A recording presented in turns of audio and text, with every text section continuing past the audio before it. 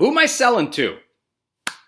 I got a job offer, I'm in a current job, and I got to figure out, hey, who am I going to be selling to?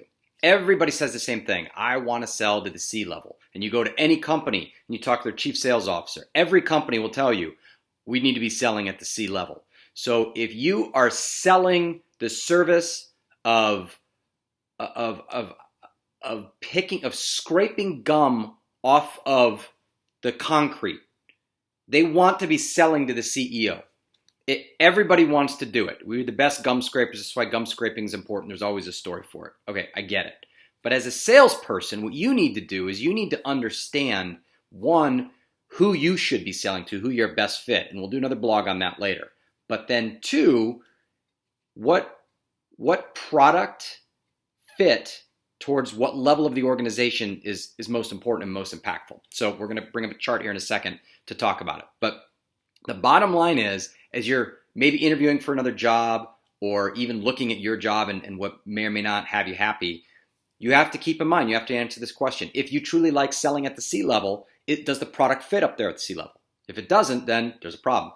And by the way, everybody's like, oh, I love selling at the C. I love selling at the C level. You know what? Selling at the C level is fine. There's nothing wrong with that. And it can be fun. I enjoy it. But it's not always appropriate. And it's not always where the most money is either.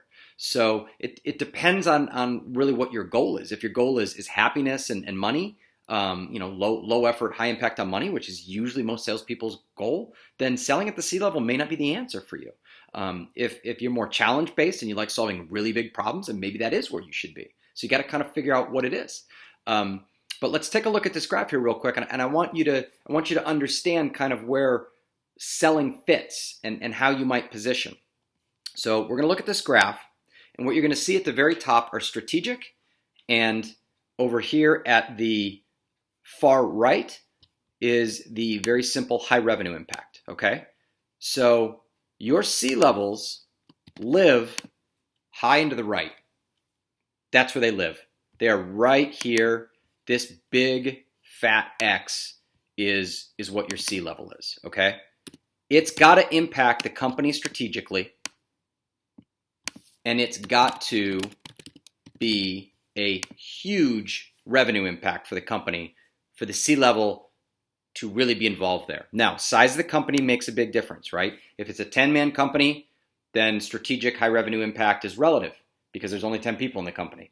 $100,000 is a high revenue impact at that point if the company's that small.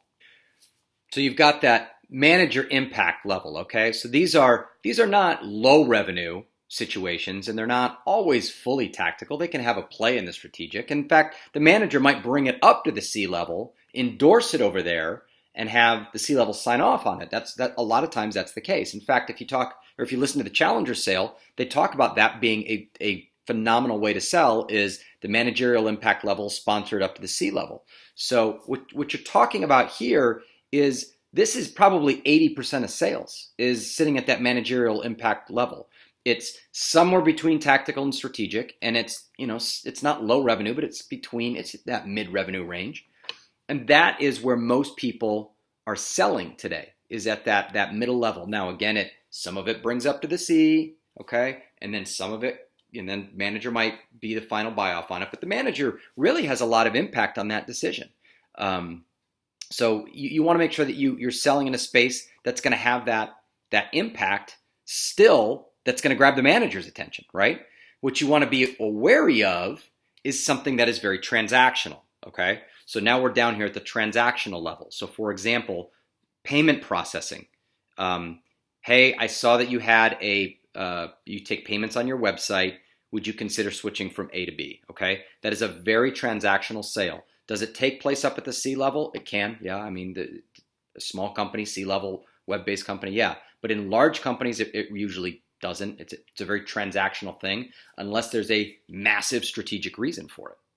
If the C level has some agenda to go ahead and get that transactional piece taken care of so they can lower their transactional costs, you can do some discovery and figure it out. But if you're calling on small companies and you're talking about maybe switching from widget A to widget B, it's a very transactional situation. So what you want to figure out is, what is the product?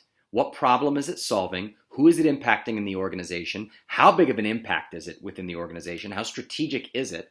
And then you want to understand as best you can about that product that way. Now, you can always make things more strategic and more tactical. No question about it. I'll give you another example, payroll.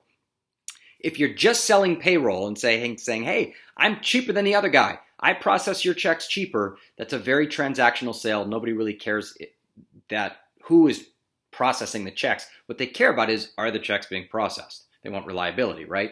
If you're going to frame it that way, you've made a very transactional framing.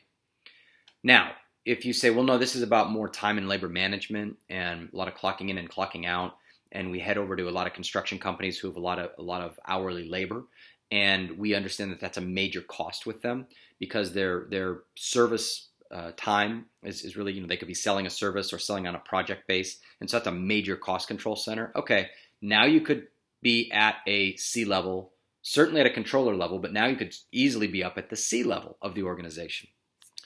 If that is the kind of way you want to sell it, then you better make sure that a component in that product is so impactful to people strategically that they're going to want to have a conversation about that. If you want to sell to C-level, you want to make sure that you've got a product that can engage that level of the organization. If you don't feel you can, you shouldn't be selling that product if that's where you want to sell. If you're okay with that middle, which again is where most people are, great. Live there all day long, be efficient, nothing wrong with it. If you need more scripting and stuff like that, and we'll get into more detail on another thing later, then maybe you should be more on the transactional end. Just, hey, let's kind of beat them on price or whatever the case might be.